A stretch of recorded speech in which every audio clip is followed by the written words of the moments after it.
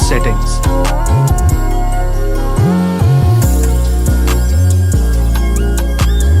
Move to the bottom of the screen.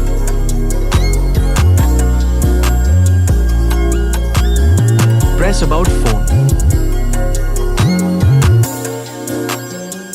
Go to Software Information.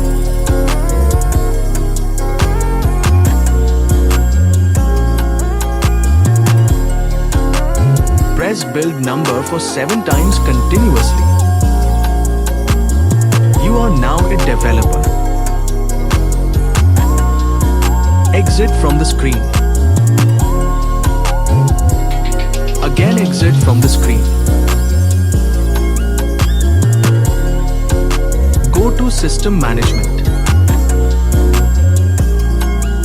Developer options have been successfully enabled.